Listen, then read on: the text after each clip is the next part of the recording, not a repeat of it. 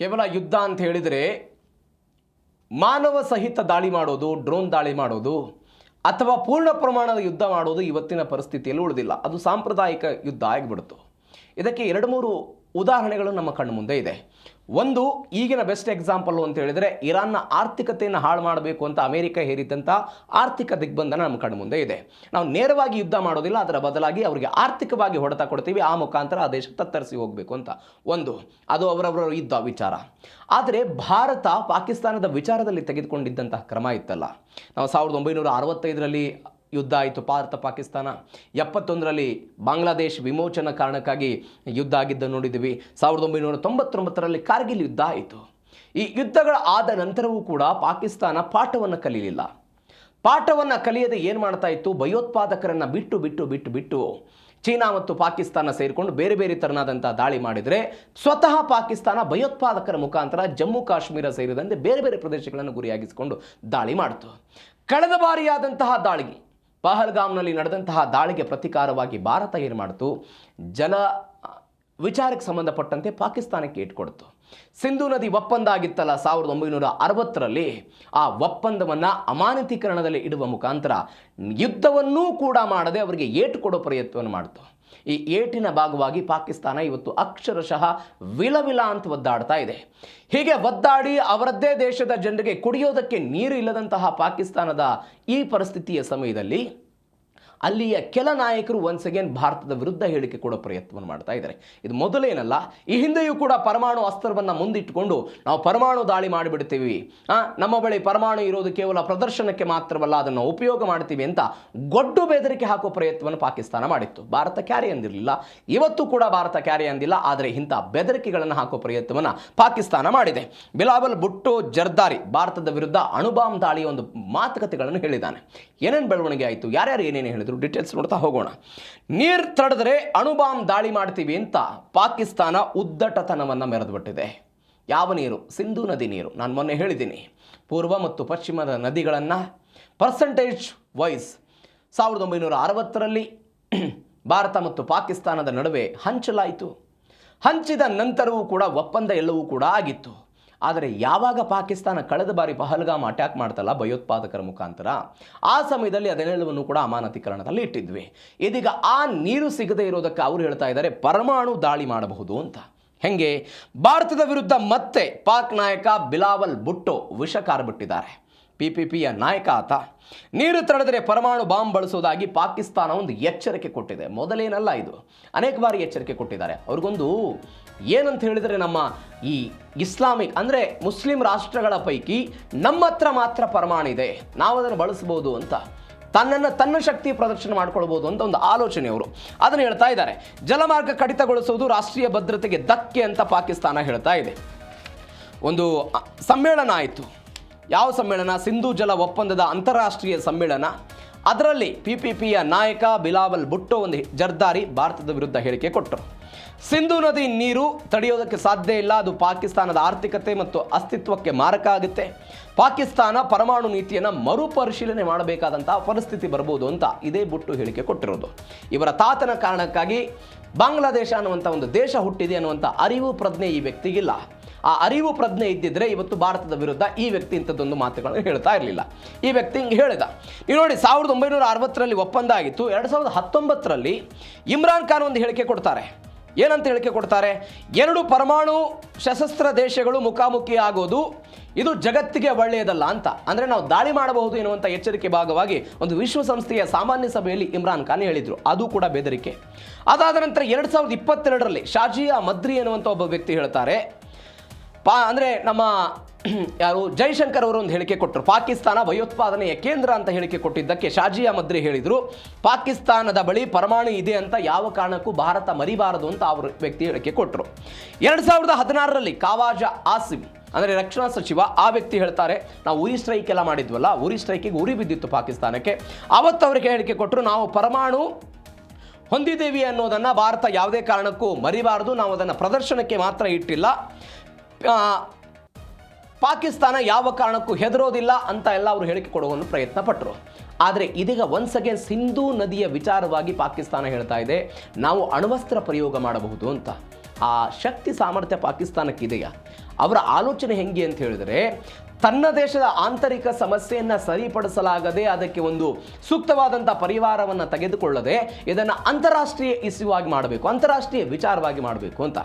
ಈಗ ಜಮ್ಮು ಕಾಶ್ಮೀರ ವಿಚಾರಕ್ಕೆ ಸಂಬಂಧಪಟ್ಟಂತೆ ಪಾಕಿಸ್ತಾನ ಮತ್ತು ಭಾರತದ ನಡುವೆ ಅನೇಕ ಬಾರಿ ಏನು ನಡೀತಾ ಇದೆಯಲ್ಲ ಬೆಳವಣಿಗೆ, ಭಾರತ ಸ್ಪಷ್ಟವಾಗಿ ಹೇಳುತ್ತೆ ಎರಡು ದೇಶಗಳ ನಡುವೆ ಇರುವಂತಹ ಸಮಸ್ಯೆ ಇದು.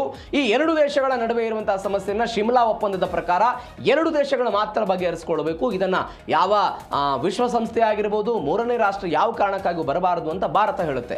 ಬಟ್ ಪಾಕಿಸ್ತಾನ ಪದೇ ಪದೇ ಏನು ಮಾಡುತ್ತೆ, ಅದನ್ನು ಅಂತಾರಾಷ್ಟ್ರೀಯ ವಿಚಾರವಾಗಿ ತೆಗೆದುಕೊಂಡು ಹೋಗೋ ಪ್ರಯತ್ನವನ್ನು ಮಾಡುತ್ತೆ. ಒನ್ಸ್ ಅಗೇನ್ ಸಿಂಧೂ ನದಿ ವಿಚಾರವನ್ನು ಕೂಡ ಅಂತಾರಾಷ್ಟ್ರೀಯ ಮಟ್ಟಕ್ಕೆ ತೆಗೆದುಕೊಂಡು ಹೋಗೋ ಪ್ರಯತ್ನ ಇದು. ಪಹಲ್ಗಾಮ್ ದಾಳಿಗೆ ಭಾರತದ ಜಲಶಿಕ್ಷೆ.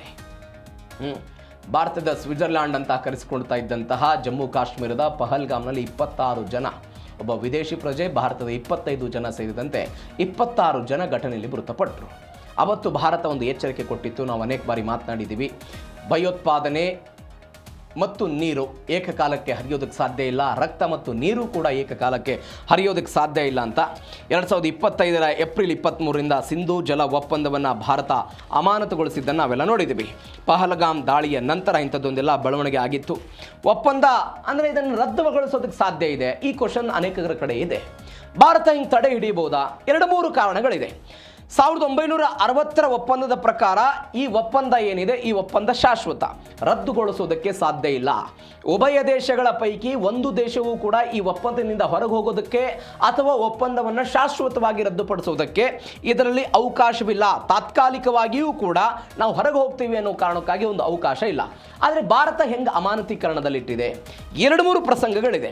ಅವರು ಹೇಳ್ತಾರೆ ವಿಯೆನ್ನಾ ಕನ್ವೆನ್ಷನ್ ಅನ್ನುವಂಥ ಒಂದು ಕಾಯ್ದೆ, ಆ ಕಾಯ್ದೆಯಡಿ ಕೆಲವೊಂದಿಷ್ಟು ಅಂಶಗಳಿದೆ. ಏನಂತ ಹೇಳ್ತಾರೆ ಅವರು? ಆ ಕಾಯ್ದೆ ಏನು ಹೇಳುತ್ತೆ ಅಂತ ಹೇಳಿದರೆ, ಪರಸ್ಪರ ದೇಶಗಳ ಪೈಕಿ ಅಂದರೆ ಪ್ರಾದೇಶಿಕವಾಗಿ ಶಾಂತಿ ನೆಲೆಸಬೇಕು ಅಂತ ಈ ನಿಯಮ ಹೇಳುತ್ತೆ. ಆದರೆ ಪಾಕಿಸ್ತಾನ ಶಾಂತಿ ನೆಲೆಸೋದಕ್ಕೆ ಅವಕಾಶವನ್ನೇ ಕೊಡ್ತಾ ಇಲ್ಲ. ಪ್ರಾದೇಶಿಕವಾಗಿರುವಂತಹ ಪಾಕಿಸ್ತಾನ ಇವತ್ತಿನ ತನಕವೂ ಕೂಡ ತನ್ನ ಭಯೋತ್ಪಾದಕರನ್ನು ಪೋಷಣೆ ಮಾಡುವ ಮುಖಾಂತರ ಭಾರತದ ಮೇಲೆ ದಾಳಿ ಮಾಡ್ತಾ ಇದೆ.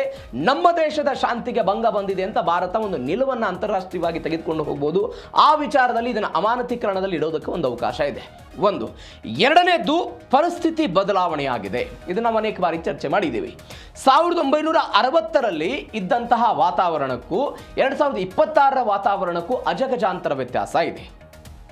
ಅವತ್ತು ಸಿಂಧೂ ನದಿಯ ನೀರು ಪಾಕಿಸ್ತಾನಕ್ಕೆ ಏನು ಹರಿದು ಹೋಗ್ತಾ ಇದೆ, ಆ ನೀರನ್ನು ಹಿಡಿದಿಟ್ಟುಕೊಳ್ಳುವಂತಹ ಸಾಮರ್ಥ್ಯ ಭಾರತದ ಬಳಿ ಇರಲಿಲ್ಲ. ಅದು ಅಣೆಕಟ್ಟಾಗಿರ್ಬೋದು, ಅದಾದ ನಂತರ ಜಲ ವಿದ್ಯುತ್ ಯೋಜನೆಗಳಾಗಿರ್ಬೋದು, ಈ ಯಾವ ಯೋಜನೆಗಳು ಕೂಡ ಭಾರತದಲ್ಲಿರಲಿಲ್ಲ. ಆದರೆ ಇವತ್ತು ಸಿಂಧೂ ನದಿ ನೀರು ಪಾಕಿಸ್ತಾನಕ್ಕೆ ಹೋಗದೇ ಇದ್ದರೆ ಅದನ್ನು ನಾವು ಬೇರೆ ಬೇರೆ ಜಲಶಕ್ತಿ ಯೋಜನೆಗಳು ಬಳಕೆ ಮಾಡ್ಕೊಳ್ಳೋದಕ್ಕೆ ಒಂದು ಅವಕಾಶ ಇದೆ.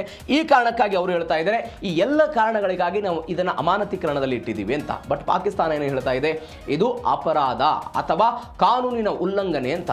ಯಾರು ಹೇಳ್ತಾ ಇರೋದು? ಪಾಕಿಸ್ತಾನ ಹೇಳ್ತಾ ಇದೆ. ಪಾಕಿಸ್ತಾನದ ಬಾಯಲ್ಲಿ ಕಾನೂನಿನ ಉಲ್ಲಂಘನೆ ಬಗ್ಗೆ ಮಾತು ಬರ್ತಾ ಇದೆ. ಬಟ್ ಭಾರತ ಇದಕ್ಕೆ ತಲೆ ಕೆಡಿಸ್ಕೊಳ್ಳುವ ಹಂತಕ್ಕೆ ಹೋಗ್ತಾ ಇಲ್ಲ. ಇದು ಒಂದು ಬೆಳವಣಿಗೆ. ಮತ್ತೊಂದು ಬೆಳವಣಿಗೆ ಏನು ಅಂತ ಹೇಳಿದ್ರೆ, ವಿಶ್ವದ ಮುಂದೆ ಪಾಪಿ ಪಾಕಿಸ್ತಾನದ ರೋದನೆ. ಹೆಂಗಿದೆ ರೋದನೆ ಅಂತ ಹೇಳಿದ್ರೆ, ಇಸ್ಲಾಮಾಬಾದ್ನಲ್ಲಿ ಸಿಂಧೂ ಜಲ ಒಪ್ಪಂದದ ಒಂದು ಅಂತಾರಾಷ್ಟ್ರೀಯ ಸಮ್ಮೇಳನ ಮಾಡಿದ್ರು. ಇದೇ ಜೂನ್ 30ನೇ ತಾರೀಕಿಗೆ ಸಮ್ಮೇಳನ ಆಯಿತು. ಭಾರತದ ನಿರ್ಧಾರವನ್ನು ಯುದ್ಧದ ಕ್ರಿಯೆ ಅಂತೆಲ್ಲ ಪಾಕಿಸ್ತಾನ ಹೇಳಿದ್ದಾರೆ. ಅಂದರೆ ಇವರು ಸಿಂಧೂ ನದಿ ನೀರು ಬಂದ್ ಮಾಡ್ತಾ ಇರೋದು ಯುದ್ಧಕ್ಕೆ ಪ್ರಚೋದನೆ ಕೊಟ್ಟಂಗೆ ಒಂದು ಯುದ್ಧದ ಕ್ರಿಯೆ ಅದು. ಎಲ್ಲಿನೋ ಪ್ರಭಾವದಿಂದ ಪಾಕಿಸ್ತಾನದಲ್ಲಿ ಅಕ್ಷರಶಃ ನೀರೆಲ್ಲ ಖಾಲಿಯಾಗಿ ಹೋಗ್ಬಿಟ್ಟಿದೆ. ಇಸ್ಲಾಮಾಬಾದ್ನಲ್ಲಿ ಸಮ್ಮೇಳನ ಆಯಿತು. ಯಾವ ಕಾರಣಕ್ಕಾಗಿ ಸಮ್ಮೇಳನ ಮಾಡಿದ್ರು? ಸಮ್ಮೇಳನದಿಂದ ಲಾಭ ಏನು ಅಂತ ಹೇಳಿದ್ರೆ, ನಾನು ಆವಾಗಲೇ ಹೇಳಿದಾಗೆ ಒಂದು ಜಾಗತಿಕವಾಗಿ ಇದನ್ನು ಗಮನಕ್ಕೆ ತೆಗೆದುಕೊಂಡು ಬರುವಂತಹ ಒಂದು ಪ್ರಯತ್ನ. ಎರಡನೇದು, ಭಾರತದ ಮೇಲೆ ಒತ್ತಡ ಹಾಕುವಂತಹ ಪ್ರಯತ್ನವನ್ನು ಮಾಡ್ತಾ ಇದ್ದಾರೆ. ಜಾಗತಿಕವಾಗಿ ಯಾರು ಗಮನಕ್ಕೆ ತರೋದು? IMFನ ಮುಖಾಂತರ ತೆಗೆದುಕೊಂಡು ಬರೋದು, ಇಂಡಿಯನ್ ಮಾನಿಟರಿ ಫಂಡ್ ಏನಿದೆ ಅವರ ಗಮನಕ್ಕೆ ತರೋದು. ಎರಡನೇದು, ಈ 60ರ ಸಮಯದಲ್ಲಿ ಭಾರತ ಮತ್ತು ಪಾಕಿಸ್ತಾನದ ನಡುವೆ ಈ ಒಪ್ಪಂದ ಆದಾಗ ಮಧ್ಯಸ್ಥಿಕೆ ವಹಿಸಿದವರು ವಿಶ್ವ ಬ್ಯಾಂಕ್. ಈ ವಿಶ್ವ ಬ್ಯಾಂಕನ್ನು ತೆಗೆದುಕೊಂಡು ಬರೋದು, ನೋಡಿ ಭಾರತ ನಮಗೆ ನೀರು ಬಿಡ್ತಾ ಇಲ್ಲ, ನೀವು ಅವತ್ತು ಮಧ್ಯಸ್ಥಿಕೆ ವಹಿಸಿದ್ರಿ, ನೀವು ಸ್ವಲ್ಪ ಕೆಲಸ ಮಾಡಿ ಈ ವಿಚಾರಕ್ಕೆ ಸಂಬಂಧಪಟ್ಟಂತೆ ಅಂತ ಒಂದು ಸಮ್ಮೇಳನ ಮಾಡೋ ಪ್ರಯತ್ನವನ್ನು ಮಾಡಿದ್ದಾರೆ. ಎರಡನೇದ್ದು, ಅಸ್ತಿತ್ವದ ಪ್ರಶ್ನೆ ಇದೆ ಪಾಕಿಸ್ತಾನಕ್ಕೆ. 80% ಜನ ಕುಡಿಯುವ ಮತ್ತು ಕೃಷಿಗಾಗಿ ಇದೇ ನೀರನ್ನು ಬಳಕೆ ಮಾಡ್ತಾರೆ. ನಾಳೆ ಚಳಿಗಾಲದಲ್ಲಿ ಅವರು ಗೋಧಿ ಬೆಳೀತಾರಲ್ಲ, ಆ ಗೋಧಿ ಬೆಳೆಗೂ ಕೂಡ ಸಿಂಧೂ ನದಿಯ ನೀರು ಬೇಕಾಗುತ್ತೆ ಪಾಕಿಸ್ತಾನಕ್ಕೆ. ನೀರಿಲ್ಲದೆ ಇದ್ದರೆ ಏನಾಗುತ್ತೆ ಅನ್ನುವಂಥ ಆತಂಕ ಅವರಿಗೆ ದೊಡ್ಡ ಮಟ್ಟದಲ್ಲಿದೆ. ಈ ಕಾರಣಕ್ಕಾಗಿ ಒಂದು ಸಮ್ಮೇಳನ ಮಾಡಿದ್ದಾರೆ. ಕೊನೆಯದಾಗಿ ಏನು ಅಂತ ಹೇಳಿದರೆ, ಆಂತರಿಕವಾದಂತಹ ಬೆಳವಣಿಗೆ. ಆಂತರಿಕ ಕಚ್ಚಾಟಗಳು, ಆಂತರಿಕ ಸಮಸ್ಯೆಗಳು ಈ ಎಲ್ಲವನ್ನು ಕೂಡ ಸರಿಪಡಿಸಬೇಕು ಅನ್ನೋ ಭಾಗವಾಗಿ ಇದೀಗ ಅವರು ಇಶಾಕ್ ದಾರ್ ಅಂತ ಪಾಕ್ನ ಉಪ ಪ್ರಧಾನಿ ಅವರೆಲ್ಲ ಇದನ್ನು ಅಸ್ತ್ರವಾಗೆಲ್ಲ ಬಳಕೆ ಮಾಡಬಾರದು ಅಂತ ಅವರೆಲ್ಲ ಹೇಳಿಕೆಯನ್ನು ಕೊಟ್ಟಿದ್ದಾರೆ. ನೀವು ನೋಡಿ, ನಾನು ಅವಾಗಲೇ ಉಲ್ಲೇಖ ಮಾಡಿದಾಗೆ 65ರ ಯುದ್ಧ, 71 ಮತ್ತು 99ರ ಈ ಯುದ್ಧ ಆದಂತಹ ಸಮಯದಲ್ಲೂ ಕೂಡ ಭಾರತ ನೀರನ್ನು ನಿಲ್ಲಿಸಿರಲಿಲ್ಲ. ಅದಕ್ಕೆ 2-3 ಕಾರಣಗಳನ್ನು ಭಾರತ ಕೊಡುತ್ತೆ. ಒಂದು, ಮಾನವೀಯತೆಯ ಆಧಾರದ ಮೇಲೆ ನಾವು ನೀರನ್ನು ಬಿಟ್ಟಿದ್ವಿ ಅಂತ ಒಂದು. ಎರಡನೇದ್ದು, 65, 71 ಮತ್ತು 99ರ ಯುದ್ಧಕ್ಕೂ ಇವತ್ತು ಪಾಕಿಸ್ತಾನ ಅನುಸರಿಸ್ತಾ ಇರುವಂತಹ ಯುದ್ಧಕ್ಕೂ ಬೇರೆ ಬೇರೆ ಅಂತ ಒಂದು ಸಾಂಪ್ರದಾಯಿಕ ಶೈಲಿಯಲ್ಲಿ ಎರಡು ದೇಶಗಳ ನಡುವೆ ಅಲ್ಲಿಯ ಸೈನಿಕರು ಮತ್ತು ಇಲ್ಲಿಯ ಸೈನಿಕರ ನಡುವೆ ಯುದ್ಧ ಆಗ್ತಾ ಇತ್ತು. ಆದರೆ 99ರ ನಂತರ ಪಾಕಿಸ್ತಾನ ಏನು ಮಾಡ್ತು? ಭಯೋತ್ಪಾದಕರ ಮುಖಾಂತರ ಭಾರತದ ಮೇಲೆ ದಾಳಿ ಮಾಡುವ ಪ್ರಯತ್ನವನ್ನು ಪಡುತ್ತು. ನಾವು ಭಯೋತ್ಪಾದನೆಯ ವಿರುದ್ಧ ಹೋರಾಟ ಮಾಡ್ತಾ ಇದ್ದೀವಿ ಅಂತ ಭಾರತ ಹೇಳ್ತಾ ಇರುವ ಕಾರಣಕ್ಕಾಗಿ ಇವತ್ತು ನಾವು ನೀರು ಬಿಡಲ್ಲ ಅಂತ ಭಾರತ ಖಡಾಖಂಡಿತವಾಗಿ ಹೇಳ್ತಾ ಇದೆ. ಹೀಗಾಗಿ ಆ 3 ಯುದ್ಧಗಳ ನಂತರವೂ ಕೂಡ 2025ರಲ್ಲಿ ಇಂಥದ್ದೊಂದು ಪ್ರಯತ್ನವನ್ನು ಭಾರತ ಮಾಡಿದೆ. ಹೀಗಾಗಿ ಪಾಕಿಸ್ತಾನ ಅಕ್ಷರಶಃ ರೋದನೆಗೆ ಒಳಗಾಗಿದೆ. ಹಾಗಾದರೆ ಶಾಂತಿ ಮಂತ್ರವೋ ರಕ್ತದ ದಾಹವೋ? ಭಾರತೀಯರ ರಕ್ತ ಹರಿಬೇಕು ಅಂತ ಬಿಲಾವಲ್ ಬಿಟ್ಟು ಇವರೆಲ್ಲ ಹೇಳಿರೋದು. ಈಗ ಅದೇ ಬಾಯಿಯಲ್ಲಿ ಶಾಂತಿ ಮತ್ತು ಸಾರ್ವಭೌಮತ್ವದ ಮಾತುಗಳು. ಭಾರತೀಯರ ರಕ್ತ ಹರಿಬೇಕು, ಜಮ್ಮು ಮತ್ತು ಕಾಶ್ಮೀರದ ಒಂದೇ ಒಂದು ಇಂಚು ಜಾಗವೂ ಕೂಡ ಭಾರತಕ್ಕೆ ಸೇರಲ್ಲ, ಅದನ್ನು ಪಾಕಿಸ್ತಾನಕ್ಕೆ ಪಡೆದು ತೀರ್ತೀವಿ ಅಂತ ಯಾರು ಹೇಳಿದ್ರು? ಇದೇ ಬಿಲಾವಲ್ ಭುಟ್ಟು ಕೊಟ್ಟಂಥ ಹೇಳಿಕೆ. ಆದರೆ ಈಗ ಆ ವ್ಯಕ್ತಿ ಹೇಳ್ತಾ ಇದ್ದಾರೆ, 2022ರಲ್ಲಿ ವಿಶ್ವಸಂಸ್ಥೆಯ ಸಭೆಯಲ್ಲಿ ಒಂದು ಕೀಳುಮಟ್ಟದ ಹೇಳಿಕೆಗಳನ್ನು ಆ ವ್ಯಕ್ತಿ ಕೊಟ್ಟಿದ್ರು. ಕಾಶ್ಮೀರವನ್ನು ವಾಪಸ್ ಪಡಿತೀವಿ, 1 ಇಂಚು ಭೂಮಿಯನ್ನು ಕೊಡಲ್ಲ ಅಂತೆಲ್ಲ ಹೇಳ್ತಾ ಇದ್ರು. ಆದರೆ ಈಗ ಈ ವ್ಯಕ್ತಿ ಏನು ಹೇಳ್ತಾ ಇದ್ದಾರೆ? ಅಂತಾರಾಷ್ಟ್ರೀಯ ಕಾನೂನಿನ ಬಗ್ಗೆ, ಸಾರ್ವಭೌಮತ್ವದ ಬಗ್ಗೆ, ಯಾವ ಅಂತಾರಾಷ್ಟ್ರೀಯ ಕಾನೂನುಗಳನ್ನು ಪಾಲನೆ ಮಾಡಿ ಪಾಕಿಸ್ತಾನ ಶಾಂತಿ ಸ್ಥಾಪನೆಗೆ ಅವಕಾಶವನ್ನು ಮಾಡಿಕೊಡಬೇಕಾಗಿತ್ತು, ಅದೇ ಪಾಕಿಸ್ತಾನ ಅನೇಕ ಟೆರರಿಸ್ಟ್ಗಳಿಗೆ ಅವಕಾಶವನ್ನು ಕೊಟ್ಟು ಅವರನ್ನು ಸಾಕಿ ಸಲುಹಿ ಪೋಷಣೆ ಮಾಡಿ ಅವರನ್ನು ಭಾರತದ ವಿರುದ್ಧ ದಾಳಿಗೆ, ಯಾರನ್ನ? ಇದೇ ತಾಲಿಬಾನನ್ನು ಬಳಸ್ಕೊಳ್ಬೇಕು ಅನ್ನುವಂಥ ಆಲೋಚನೆ ಹೆಂಗಿತ್ತು ಅಂತ ನಾನು ನಿನ್ನೆ ಹೇಳಿದೆ. ಅವರನ್ನು ಪೋಷಣೆ ಮಾಡಿದ್ದು. ಇವತ್ತು ಅದೇ ತಾಲಿಬಾನ್ ಪಾಕಿಸ್ತಾನದ ವಿರುದ್ಧ ಹೆಂಗೆ ತಿರುಗಿ ಬಿದ್ದಿದ್ದಾರೆ ಅಂತಲೂ ಕೂಡ ನಾವು ನೋಡ್ತಾ ಇದ್ದೀವಿ. TTP ಉಗ್ರರನ್ನು ನೀವು ಸಾಕಿ ಸಲಹಿ ಪೋಷಣೆ ಮಾಡ್ತಾ ಇದ್ದೀರಿ ಅಂತ ಅವರ ಮೇಲೆ ಇವರು ದಾಳಿ ಮಾಡೋದು. ನಿಮ್ಮ ಸರ್ಕಾರ ಈ ಪಾಕಿಸ್ತಾನದಲ್ಲಿ ಅಧಿಕಾರವನ್ನು ನಡೆಸಬಾರದು ಅಂತ TTP ಉಗ್ರರು ಪಾಕಿಸ್ತಾನದ ಮೇಲೆ ದಾಳಿ ಮಾಡ್ತಾ ಇರೋದು. ಎಲ್ಲ ಬೆಳವಣಿಗೆಗಳಾಗ್ತಾ ಇದೆ. ನೀವು ನೋಡಿ, ಭಾರತದ ನೋ ಫಸ್ಟ್ ಯೂಸ್ ನೀತಿ, ನಾವು ಯಾವುದೇ ಕಾರಣಕ್ಕೂ ಮೊದಲು ಬಳಕೆ ಮಾಡಲ್ಲ ಅಂತ. ಭಾರತ ಪರಮಾಣು ಕಾರ್ಯಕ್ರಮವನ್ನು ಮಾಡಿದಂತಹ ಸಮಯದಲ್ಲೂ ಕೂಡ, ಅದು 99ರಲ್ಲಿ, ಈ ಪರಮಾಣು ಕಾರ್ಯಕ್ರಮದಲ್ಲಿ ನಾವಾಗಲೇ ಯಾವ ಕಾರಣಕ್ಕೂ ಮತ್ತೊಂದು ದೇಶದ ಮೇಲೆ ಪರಮಾಣನ್ನು ದಾಳಿ ಮಾಡೋದಿಲ್ಲ, ಅದನ್ನು ಬಳಕೆ ಮಾಡೋದಿಲ್ಲ ಅಂತ ಭಾರತ ಅತ್ಯಂತ ಕಠಿಣವಾಗಿ ಈ ನಿರ್ಧಾರವನ್ನು ತೆಗೆದುಕೊಂಡಿದೆ. ಹೀಗೆ ಅನೇಕ ಬಾರಿ ಅವರು ಹೇಳಿಕೆಗಳನ್ನು ಕೊಟ್ಟಾಗಲೂ ಕೂಡ ಇವತ್ತು ಭಾರತ ಏನು ಹೇಳ್ತಾ ಇದೆ? ನಾವು ಯಾವುದೇ ಕಾರಣಕ್ಕೂ ಬಳಕೆ ಮಾಡೋದಿಲ್ಲ ಅಂತ. ಯಾಕೆ ಪಾಕಿಸ್ತಾನ ಈ ರೀತಿಯಾದಂತಹ ಹೇಳಿಕೆಗಳನ್ನು ಪದೇ ಪದೇ ಭಾರತದ ವಿರುದ್ಧ ಕೊಡ್ತಾ ಇದೆ ಅಂತ ಒಂದು ಕಾರಣ ಇದೆ. ಈ ಸಾಂಪ್ರದಾಯಿಕ ಯುದ್ಧ ಶೈಲಿಯಲ್ಲಿ ಹೋದರೆ ಪಾಕಿಸ್ತಾನದ ಪರಿಸ್ಥಿತಿ ಅತ್ಯಂತ ಹೀನಾಯ ಸ್ಥಿತಿಯಲ್ಲಿದೆ. ನಾವು ಮೊನ್ನೆ ಅದರ ಬಗ್ಗೆ ನೋಡಿದ್ದೀವಿ. ಅವರ ಒಟ್ಟಾರೆ ಸೈನಿಕ ಸಾಮರ್ಥ್ಯ ಹೆಂಗಿದೆ, ಅವರ ರಕ್ಷಣಾತ್ಮಕ ಸಾಮಗ್ರಿಗಳು ಏನಿದೆ, ಎಲ್ಲವೂ ಕೂಡ. ಸಾಂಪ್ರದಾಯಿಕ ಯುದ್ಧ ಶೈಲಿಯಲ್ಲಿ ಬಂದರೆ ಭಾರತವನ್ನು ಬಗ್ಗಿಸೋದು ಪಾಕಿಸ್ತಾನಕ್ಕೆ ಸುಲಭವಿಲ್ಲ. ಆದರೆ ಭಾರತ ಪಾಕಿಸ್ತಾನವನ್ನು ಒಣಿಸ್ಬೋದು. ಇದೀಗ ಅವರೊಂದು ಬ್ಲ್ಯಾಕ್ ಮೇಲ್ ಮಾಡೋ ಪ್ರಯತ್ನವನ್ನು ಪಾಕಿಸ್ತಾನ ಭಾರತದ ವಿರುದ್ಧ ಮಾಡ್ತಾ ಇದೆ. ಹೀಗಾಗಿ ಏನಾಗುತ್ತೆ ಆ ವಿಚಾರದಲ್ಲಿ ನೋಡೋಣ. ಮತ್ತೊಂದು, ಪಹಲ್ಗಾಮ್ ಮೆರೆತ್ರ ಭಾರತದ ಆಕ್ರೋಶ. ಭಾರತ ಮತ್ತು ಪಾಕಿಸ್ತಾನದ ನಡುವೆ ಇಂಥದ್ದೊಂದು ಬೆಳವಣಿಗೆ ಆಗ್ತಾ ಇದೆ. ಇವೆಲ್ಲದರ ನಡುವೆ 113 ಜನ ಅಂತೆ, 113, ಇನ್ನೊಂದು 117 ಜನ ಗಣ್ಯರೆಲ್ಲ ಮುಕ್ತವಾಗಿ ಪತ್ರ ಬರೆದರು. ಗಣ್ಯರು ಹೇಳ್ತಾ ಇರೋದು, ಫಾರೂಕ್ ಅಬ್ದುಲ್ಲಾ, ಮೆಹಬೂಬಾ ಮುಫ್ತಿ ಸೇರಿದಂತೆ ಕೆಲವೊಂದಿಷ್ಟು ಜನ ಸಹಿ ಮಾಡಿದ್ದಾರೆ. ಏನಂತ? ಮಾತುಕತೆ ನಡೆಸಿ ಪಾಕಿಸ್ತಾನದ ಜೊತೆಗೆ ಮಾತುಕತೆಯನ್ನು ನಡೆಸಬೇಕು ಅಂತ ಭಾರತದ ಪ್ರಧಾನಿ ನರೇಂದ್ರ ಮೋದಿ ಅವರಿಗೆ ಪಾಕಿಸ್ತಾನದ ಪ್ರಧಾನಿ ಶಹಬಾಜ್ ಶರೀಫ್ ಅವರಿಗೆ ಪತ್ರ ಬರೆದರು. 117 ಗಣ್ಯರು ಜುಲೈ 1ನೇ ತಾರೀಕಿಗೆ ಮುಕ್ತ ಬಹಿರಂಗ ಪತ್ರವನ್ನು ಬರೆದರು. Central for peace and progress ಎನ್ನುವಂತಹ ಒಂದು ಕಮಿಟಿ ಅಧ್ಯಕ್ಷ OP ಶಾ ಅಂತ ಅವರ ನೇತೃತ್ವದ ಒಂದು ಅಭಿಯಾನ ಶುರುವಾಯಿತು. ಭಾರತದ ಒಂದು 61 ಜನ ಮತ್ತು ಪಾಕಿಸ್ತಾನ ಒಂದು 56 ಜನ ಸೇರಿಕೊಂಡು ಸಹಿ ಮಾಡಿದ್ದಾರೆ. ಯಾರ್ಯಾರು ಇದ್ದಾರೆ? ಫಾರೂಕ್ ಅಬ್ದುಲ್ಲಾ ಇದ್ದಾರೆ, ಮೆಹಬೂಬಾ ಮುಫ್ತಿ ಇದ್ದಾರೆ, AS ದುಲ್ಲತ್ ಇದ್ದಾರೆ, ಮಣಿಶಂಕರ್ ಅಯ್ಯರ್ ಇದ್ದಾರೆ, ಉಮರ್ ಅಬ್ದುಲ್ಲಾ, ಇವರೆಲ್ಲವೂ ಕೂಡ ಇರುವಂಥದ್ದು. ಇದರಲ್ಲಿ ಅವರು ಏನು ಹೇಳ್ತಾ ಇದ್ದಾರೆ? ದ್ವಿಪಕ್ಷೀಯ ಮಾತುಕತೆಗಳನ್ನು ಪುನರಪಿ ಶುರು ಮಾಡಬೇಕು ಅಂತ ಅವರು ಹೇಳ್ತಾ ಇದ್ದಾರೆ. ಎರಡನೇದು, ರಾಜತಾಂತ್ರಿಕ ಸಂಬಂಧಗಳೇನಿದೆ ಅದು ಮರುಸ್ಥಾಪನೆ ಆಗಬೇಕು ಅಂತ. ಮೂರನೇ ಬೆಳವಣಿಗೆ ಅವರು ಹೇಳ್ತಾ ಇದ್ದಾರೆ, ಪಾಕಿಸ್ತಾನ ಮತ್ತು ಭಾರತದ ನಡುವೆ ಈ ಅಟಾರಿ ಗಡಿಯ ಮುಖಾಂತರ ವ್ಯಾಪಾರ ವಹಿವಾಟುಗಳೇನಾಗ್ತಾ ಇತ್ತು. ಭಾರತದ ಸಾಮಗ್ರಿಗಳು ಪಾಕಿಸ್ತಾನಕ್ಕೆ ಹೋಗ್ತಾ ಇತ್ತು ಅಟಾರಿ ಗಡಿಯ ಮುಖಾಂತರ ಪಾಕಿಸ್ತಾನದ ಸಾಮಗ್ರಿ ಭಾರತಕ್ಕೆ ಬರ್ತಾ ಇತ್ತು.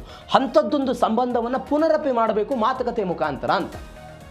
ಭಾರತ ಸರ್ಕಾರ ಏನು ಹೇಳ್ತು, ಇದಕ್ಕೆ ಕೇಂದ್ರ ಸರ್ಕಾರ ಹೇಳ್ತು, ಪಹಲ್ಗಾಮ್ನಲ್ಲಿ ದಾಳಿ ಆಯ್ತಲ್ಲ ಆವಾಗ ಇವರೆಲ್ಲ ಎಲ್ಲಿ ಹೋಗಿದ್ರು, ಯಾಕೆ ಅವತ್ತು ಅವ್ರು ಪಾಠ ಮಾಡೋ ಪ್ರಯತ್ನವನ್ನು ಮಾಡಲಿಲ್ಲ, ಇವತ್ತು ಯಾಕೆ ಬಂದು ಪಾಠ ಮಾಡ್ತಿದ್ದಾರೆ ಅಂತ ಅವರು ಒಂದು ಟಕ್ಕರ್ ಕೊಡೋ ಪ್ರಯತ್ನವನ್ನು ಮಾಡಿದ್ದಾರೆ. ಹೀಗಾಗಿ ಭಾರತ ಮತ್ತು ಪಾಕಿಸ್ತಾನದ ವಿಚಾರದಲ್ಲಿ ಏನು ಬೆಳವಣಿಗೆ ಆಗುತ್ತೆ ಕಾದು ನೋಡೋಣ.